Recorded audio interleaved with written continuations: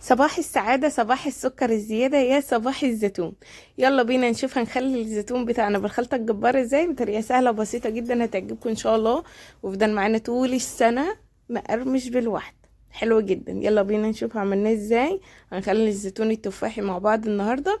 دايما اقول ريحته ولا عدم، يعني لو الحاجة غالية عليكي بدل ما كنت بتعملي 2 كيلو اعملي كيلو. ريحته ولا عدم، ما تحرميش نفسك خالص. يلا بينا نشوف عملناه ازاي. اول حاجه معايا الليمون بتاعي الاصفر الجميل العسل السكر ده. لكل كيلو واحد من الزيتون نص كيلو من الليمون. بل كل كيلو زيتون نص كيلو من الليمون. باخد نص كميه الليمون او اكتر شويه. ببتدي ان انا اقطعها على انصاص كده زي ما انتوا شايفين. هتعصريه؟ لا مش هعصره، هسلقه عشان يكون سهل عليا، وهسلقه في ميه زياده شويه عشان الميه دي هي اللي يعني هملى بيها برطمانات الزيتون بتاعي. بالتقريب كده كل واحد عنده وجهة نظر ان هو يبص على كمية الزيتون اللي هو جايبها ويحط كمية مية مناسبة ليها، ان هو يغليها مع الليمون عشان دي اللي هيزود بيها برطمان الزيتون. تمام. وبقية كمية الليمون طب هنعمل فيها ايه؟ هنعصرها؟ لا والله مش هنعصرها، هنقطعها لشرايح صغيرة بحيث ان احنا نحطها مع الزيتون تتخلي. زي ما قلت لكم زودوا المية ولازم يغلي ويبرد، يبرد قبل كل شيء. هنيجي بقى للزيتون بتاعنا اهو، غسلناه كويس جدا جدا جدا جدا وخليناه زي الفل زي ما انتم شايفين. وبعدين بنبتدي ان احنا نشقه.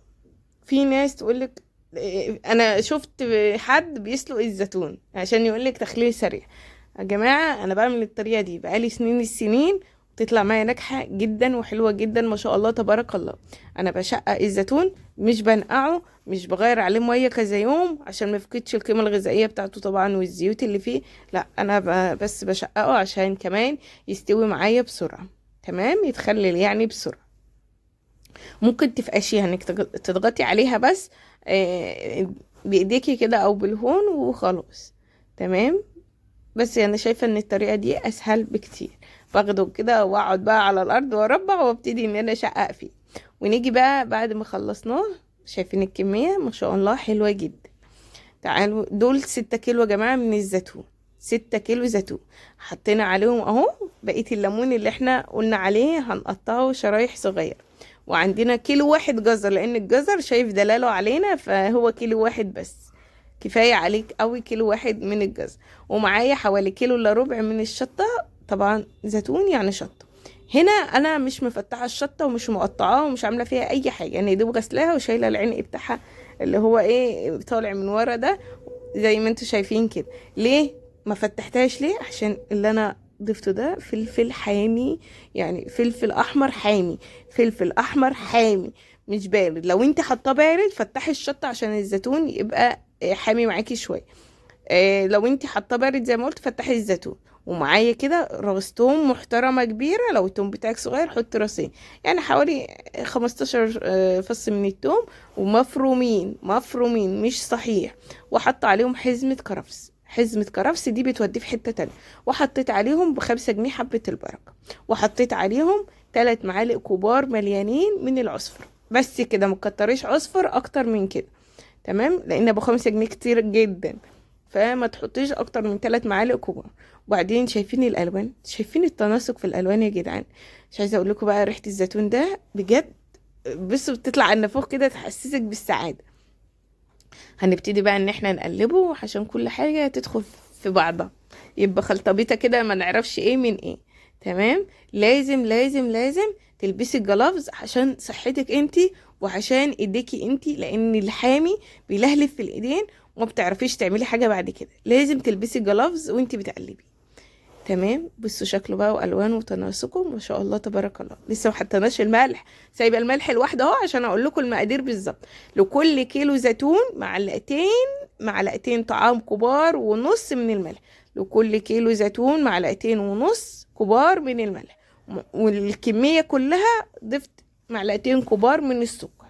يبقى الكميه كلها معلقتين كبار من السكر لكل كيلو. لكل عشان الناس بتسألني بالكيلو، لكل كيلو زيتون معلقتين ونص كبار مليانين من الملح. انا حطيت على الكميه دي كلها كيسين كبار مليانين من الملح، اللي هو يعني الكيسين نص كيلو. الكيسين نص كيلو. تمام. اديت تقليبه تانية حلوه كده. هضيف عليهم ايه بقى؟ فاضل لنا حاجه واحده، ايه؟ الزيت. هننسى الزيت، حوالي نص كوبايه من الزيت. حلو حلو. يلا بينا نعبي بقى، نجيب البرطمانات بتاعتنا المتعقمه، مغسوله من قبلها ومتعقمه من قبلها. طب هنعقم البرطمانات ازاي؟ نعقم البرطمانات ازاي؟ غسلناها وسيبناها لما نشفت، بنغلي ميه، نغلي ميه عشان دي برطمانات بلاستيك، نغلي حبه ميه ونستنى لما تهدي حبه صغيرين كده عشان ما تسيح لناش البرطمان، واحط شويه في البرطمان وبقلبه يمين وشمال وبكب الميه واسيب البرطمان يبرد خالص. اما لو البرطمان بتاعك ازاز يستحمل السخونه، حط الميه مغليه وغطي البرطمان وسيبيه شويه، وبعدين اما الميه تبرد فضيها وسيب البرطمان ينشف. حلو الكلام، حلو الكلام. ادي قلنا كمان تعقم البرطمان ازاي. بنملى البرطمانات زي ما انتم شايفين من بقى الزيتون والشطه والليمون، بنكبس البرطمان بتاعنا حلو جدا وبنحركه ونهزه كده يمين وشمال عشان ايه؟ ياخد كتير وما يبقاش فيه وقت، فيه فراغ للهواء انه يدخل جواه. نيجي بقى الليمون بتاعنا بعد ما برد تماما تماما تماما تماما. يا جماعة بأكد تاني، لازم الليمون المغلي اللي احنا بنعصره ده يكون بارد. ببتدي بقى بنزل كل اللي في النص الليمون كده، اللينسز دي اهو، شايفين؟ مفيش اسهل من كده. بجيب بقى الكوبايه بتاعتي وابتدي ازود البرطمانات. عايزه اقول لكم بالظبط الميه كانت على قد ال3 برطمانات بالظبط. الكميه كانت مظبوطه جدا. لازم البرطمانات تكون مليانه للاخر من تحت لفوق. لازم يعني شايفين انا حطيت كوبايه هي واقفه فوق، لا هز البرطمان بمعلقه بسكينه في صباعك كده ان الميه تنزل تحت.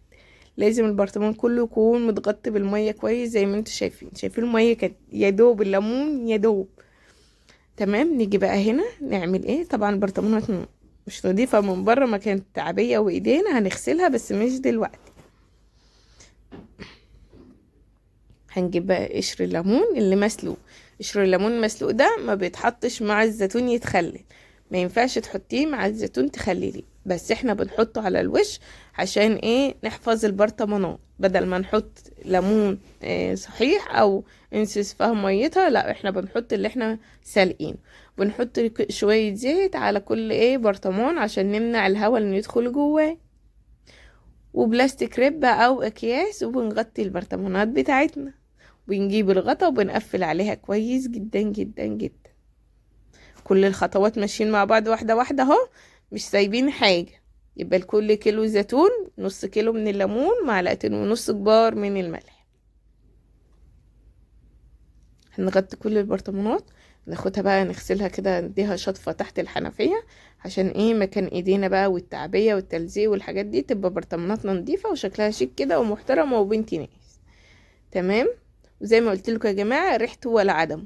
يعني ما تقوليش الزيتون غالي عليا انا هشتريه جاهز اوفر، والله ريحته ولا عدم، حاجه البيت لا يعلى عليها. انا ماشيه بالمبدأ ده بصراحه. تمام. طبعا لو عجبكم الفيديو ما تنسونيش باللايك الحلو اللي بيشجعني طبعا، وكومنت حلو زيكم، وان شاء الله انزل لكم كل الوصفات اللي انتوا عايزينها ومحتاجينها، واللي بنلاقيه في السوق بنعمله مع بعض واول باول. تمام. بعد ما غطيت البرطمانات اهو زي ما انتوا شايفين، عايزه اقول لكم ان انا لقيت غطا البرطمان ده مكسور بس اتصرفت. تمام اهو. غسلناه بقى، شايفين شكله؟ الميه ابتدت كلها تاخد نفس اللون، ان هي الميه كلها تبقى لون احمر حلو كده زي ما انتم شايفين.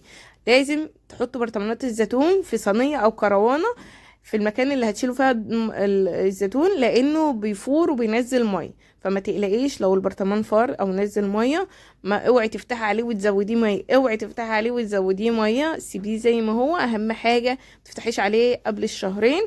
والف هنا وشفا، واشوفكم في فيديو جديد. باي باي.